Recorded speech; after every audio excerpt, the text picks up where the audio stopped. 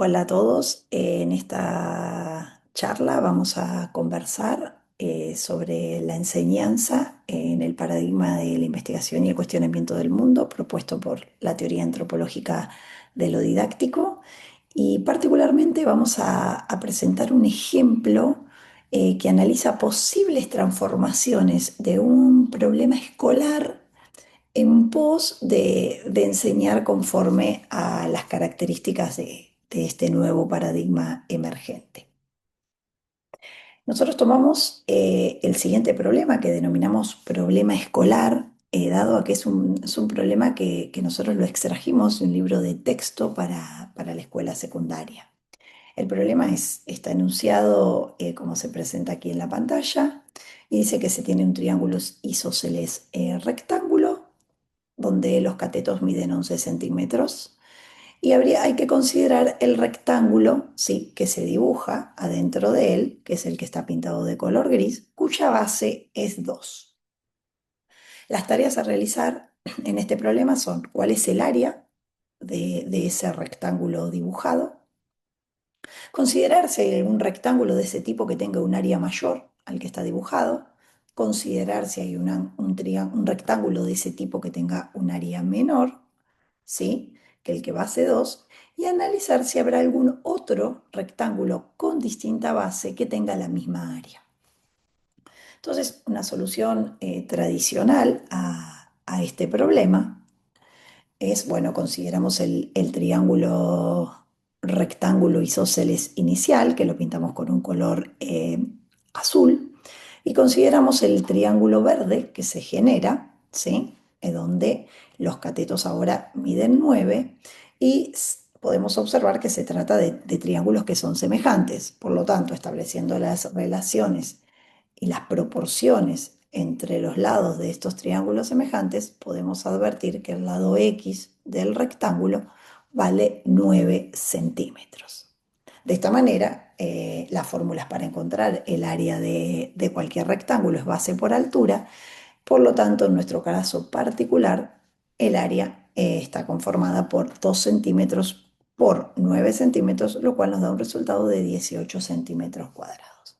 Para analizar las otras tareas, es posible generar una tabla de valores, para la cual nosotros consideramos valores eh, enteros positivos, y analizar las diferentes preguntas, como por ejemplo, bueno, ¿hay rectángulos de área mayor? Bueno, podemos establecer algunos que son los que aquí en nuestra tabla tienen la mayor área.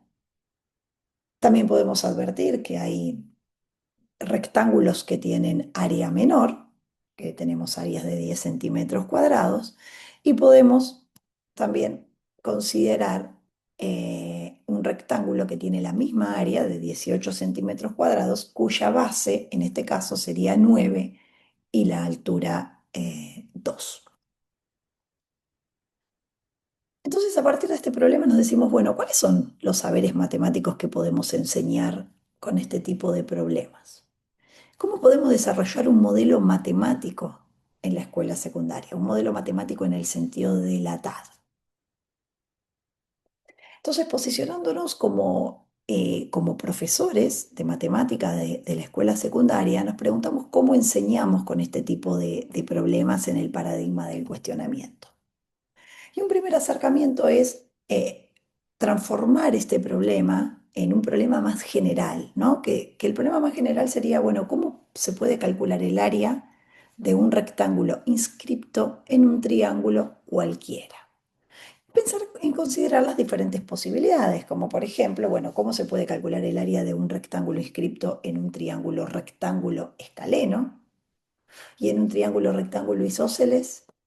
¿O cómo se puede calcular el área de un rectángulo que está inscripto en un triángulo isósceles, pero que no sea rectángulo? Finalmente, ¿cómo se puede calcular el área de un rectángulo inscripto en un triángulo equilátero? Considerar todas estas preguntas y todas estas posibilidades y seguir preguntándonos, bueno, ¿es importante tomar en cuenta en qué lado se está apoyado el rectángulo? ¿Cómo se puede modelar el área de un rectángulo? ¿Qué nuevo conocimiento puede derivarse de este modelo? ¿Cómo calculamos el área máxima a partir de un modelo de este tipo de problemas? ¿Qué propiedades tiene la representación gráfica del modelo que podamos construir? Entonces, pensemos en la modelización según la teoría antropológica de lo didáctico. Llevala asume que en todo modelo, en todo proceso de modelización, ¿sí? Existen dos entidades, básicamente. Por un lado está el sistema modelar, que puede ser matemático o no matemático, y por otro lado está el modelo de ese sistema, un modelo que es matemático. Y consta entonces de tres estadios, en los cuales en el primero se define cuál es el sistema a modelar y se identifican las variables que se consideran pertinentes. En la segunda etapa se establecen las relaciones entre esas variables y se elabora lo que nosotros vamos a llamar el modelo o un modelo. Y en la tercera etapa se trabaja matemáticamente con ese modelo para producir nuevos conocimientos sobre ese sistema que estamos estudiando. Entonces, vamos a analizar nuestro problema considerando cada una de estas etapas. Empecemos, por ejemplo, con la primera derivación del problema, que era cómo se puede calcular el área de un rectángulo inscripto en un triángulo rectángulo escaleno. ¿Tiene alguna importancia sobre qué lado se está apoyado ese rectángulo? Bueno, habría que analizar ambos sistemas. Supongamos que el rectángulo se encuentra sobre los catetos. Entonces el sistema modelar es el que se presenta a continuación en este esquema. El área del rectángulo siempre es la base por la altura, que en este caso las denominamos X e Y.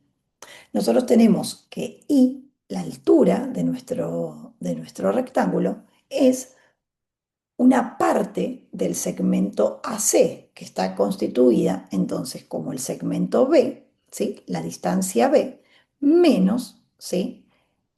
H, que es este segmento que se forma aquí arriba, que es el que queda excluido de la altura de nuestro rectángulo. Entonces, I es B menos H, por lo cual nuestra superficie estaría determinada por X por B menos H. La inscripción de cualquier rectángulo de base X nos va a determinar dos triángulos semejantes. En este caso vamos a considerar el triángulo CDE y el triángulo CAB.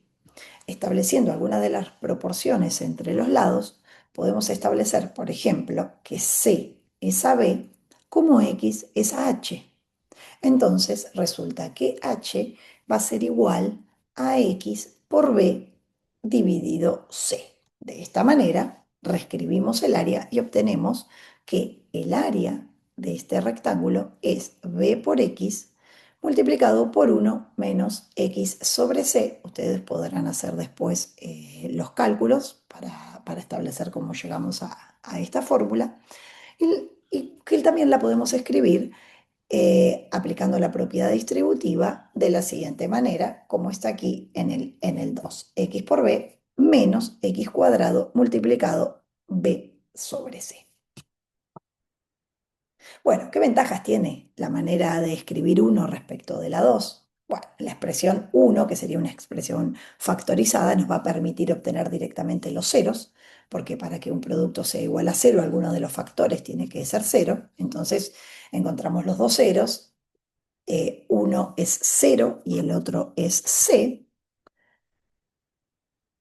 Y a partir de acá podemos empezar a pensar en la representación gráfica, marcando los ceros, ¿sí? Ambas expresiones algebraicas llevan a la misma representación gráfica porque se trata de expresiones equivalentes.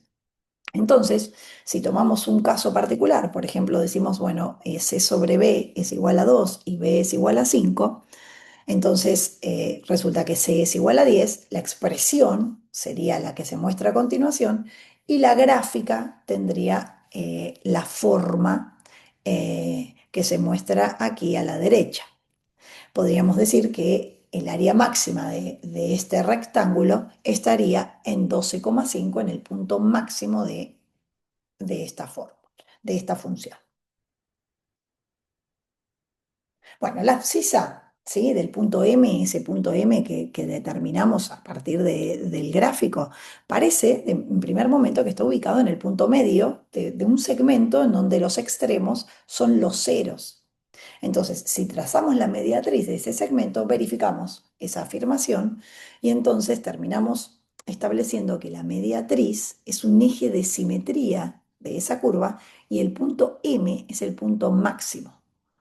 Entonces, de esta manera, acá tenemos una técnica para saber cuál es el máximo de la curva y en este caso establece el lado del rectángulo cuya área resulta ser máxima.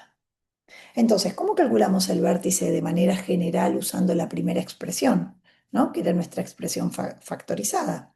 Bueno, regresamos al modelo, ¿sí? Y vemos que la gráfica, ¿sí? Nos permite usar una propiedad de simetría, ¿sí? Para obtener las coordenadas del punto máximo. Este punto máximo que se denomina vértice, ¿sí? Y donde dijimos que su abscisa se encuentra en la mitad de los ceros. Entonces, si sumamos los ceros y los dividimos por 2, obtenemos el valor x de esa coordenada. Luego, podemos calcular fácilmente cuál es el valor y que le corresponde a ese punto. Entonces encontramos que y, reemplazando en nuestra función original, es b por c dividido 4. Podemos avanzar un poco más y decir, bueno, este modelo que construimos nos permite considerar un triángulo rectángulo isósceles, ¿no? O sea, ¿qué sería un triángulo isósceles? Bueno, que la relación entre C y B sea igual a 1. Entonces, supongamos que el rectángulo se encuentra sobre los catetos y en este caso tenemos que las expresiones 1 y 2 para el área serían x por b menos x o en su forma desarrollada luego de hacer la distributiva x por b menos x cuadrado. En este caso, los ceros son 0 y b, y el vértice tiene coordenadas. La coordenada en x es b sobre 2 y la coordenada en y es b cuadrado sobre 4. Este es en el caso particular en que b es igual a 11, que es el problema original, el problema que nosotros utilizamos, el que fue extraído del libro de texto escolar. B es igual a 11, entonces podemos calcular que la fórmula para el área es 11x menos x cuadrado. Los ceros en este caso son 0 y 11 y las coordenadas del vértice son b sobre 2 y b cuadrado sobre 4. ¿Sí? Haciendo las cuentas podemos advertir que si x vale 2, nuestro resultado va a ser 18 centímetros cuadrados. Avancemos un poco más sobre otro caso. Y es cómo se puede calcular el área de un rectángulo inscripto en un triángulo isósceles, pero que ahora no sea rectángulo. Entonces, el sistema a modelar, en este caso, podría ser el siguiente si consideramos que el rectángulo está apoyado sobre el lado desigual. Bueno, ¿cómo podemos modelar el área? El área sigue siendo x por y. Y vemos nuevamente que al inscribir el rectángulo de esta forma, volvemos a formar triángulos rectángulos semejantes. ¿Por qué? Porque la altura del lado desigual de un triángulo isósceles es la mediatriz y la mediana de dicho lado y además es la bisectriz del ángulo opuesto. Por lo tanto, vamos a generar dos triángulos semejantes. En este caso vamos a considerar el triángulo A y B y el triángulo F, G y B, y formando, ¿sí?, las proporciones entre los lados obtenemos que I es AM como H es AA dividido 2. De esta manera podemos encontrar que I, el lado I de este rectángulo, es H multiplicado por A menos X dividido A. Por lo tanto, la expresión para la superficie en este caso es, como está aquí en rojo, es X por H multiplicado por A menos X sobre A. En este caso, ¿sí?, dados A y H, ¿sí?, el área tiene la misma forma que en uno, nos preguntamos. Sí, tiene la misma forma. En consecuencia, podemos usar las mismas técnicas para determinar los ceros y también el vértice. Entonces, aquí tenemos que el cero, los ceros son 0 y A, y las coordenadas del vértice son A sobre 2 y A por H sobre 4. Analizamos acá y presentamos algunos ejemplos de algunos casos particulares. Bueno, avanzamos un poco más y nos preguntamos cómo calcular el área de un triángulo inscrito en un triángulo equilátero. Entonces, en este caso, vemos que un triángulo equilátero también es un triángulo isósceles. Como todos los lados son iguales, para nosotros es lo mismo apoyar el rectángulo sobre cualquiera de los lados. Y el sistema a modelar es el que se presenta en el esquema. En este caso, por ser equilátero, la altura h es la misma para todos los lados y al ser isósceles, h también es la bisectriz y la mediana y mediatriz del lado correspondiente. Entonces quedan determinados triángulos semejantes. Al trazar el rectángulo inscrito, tenemos nuevamente que el área es x por y y relacionamos, ¿sí?, la altura con el lado, obteniendo de esta manera que el lado y, ¿sí?, es igual a h multiplicado por L menos X dividido L. Queda para ustedes establecer bien estas relaciones y llegar a esta conclusión. Bueno, ¿es posible encontrar una relación entre H y L? Sí, a partir del teorema de Pitágoras, ¿no? Consideramos a L y a H que son mayores o iguales que cero y que pertenecen a los números reales. Entonces, escribiendo la ecuación, ¿sí?, correspondiente al teorema de Pitágoras, encontramos que H es igual a la raíz de 3 sobre 2 multiplicado por L. De esta manera reescribimos el área y encontramos finalmente que el área de este triángulo, cuando tenemos un triángulo, un rectángulo inscripto en un triángulo que es equilátero, ¿sí?, el área va a depender solamente del lado L del triángulo y de la base del rectángulo. En este caso, los ceros son 0 y L, y las coordenadas del vértice son L sobre 2 y raíz de 3 sobre 8 multiplicado por L al cuadrado. ¿Sí? Entonces, nuevamente tenemos una función cuya fórmula es similar a las anteriores. A partir del análisis de estos casos, se pueden analizar otros. Nosotros consideramos solamente estos para esta presentación, ¿sí? Podemos ver, ¿sí?, que en todos los casos tenemos expresiones que son similares, ¿sí? Y tenemos que las técnicas para encontrar los ceros y las coordenadas del vértice son las mismas. Bueno, todas estas expresiones corresponden a un caso particular de una expresión general, ¿sí?, que es como la que está aquí en violeta, que es f de x igual a por x menos x1 por x menos x2, donde a, x, x1, x2 son números reales y a es distinto de cero. El nombre de esta expresión es función polinómica de segundo grado factorizada. La gráfica recibe el nombre de parábola. X1 y X2 son los ceros y X sub b, que es igual a X1 más X2 sobre 2, e Y sub b, que es la función evaluada en X sub b, son las coordenadas del vértice. A partir de aquí podemos proponer cómo continuar el estudio. Por ejemplo, utilizar un GeoGebra para obtener y explorar distintos tipos de parábolas y cuáles son sus expresiones algebraicas, como se muestra aquí sintéticamente en esta captura de pantalla. Analizar qué expresiones equivalentes se obtienen al aplicar la propiedad distributiva y cómo se pueden generalizar. Analizar si se dispone de una expresión polinómica no factorizada, cuáles serían las técnicas que conducen a la forma factorizada para obtener los ceros y el vértice, y esto se puede hacer tanto de forma particular como de forma general.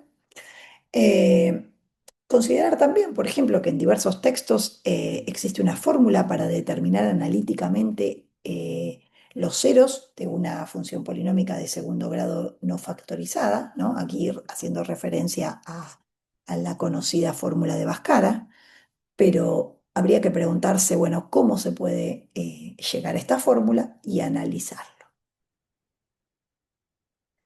Bueno, a partir de este pequeño ejemplo, pudimos, digamos, ver cómo el desarrollo de un modelo matemático de un sistema y el trabajo matemático que se realiza con él produce nuevos conocimientos que antes no estaban disponibles, ¿no? Y se producen nuevos conocimientos, se justifican esos conocimientos y de dónde surgen. eh, lo cual permite darles una relevancia o una pertinencia a esos saberes que surgen. Y además nos permite mostrar cómo esta forma de entender la modelización matemática, que es propia del paradigma de la investigación y el cuestionamiento del mundo, es completamente ajena al paradigma tradicional de enseñanza. Sin embargo, se puede advertir que a partir de un ejemplo que podríamos decir que es relativamente simple o un ejemplo de enseñanza de un problema de enseñanza tradicional, de un problema que se extrae de un libro de texto, es posible realizar transformaciones en pos de generar cambios hacia el paradigma del cuestionamiento del mundo. Bueno, muchísimas gracias y es todo por ahora.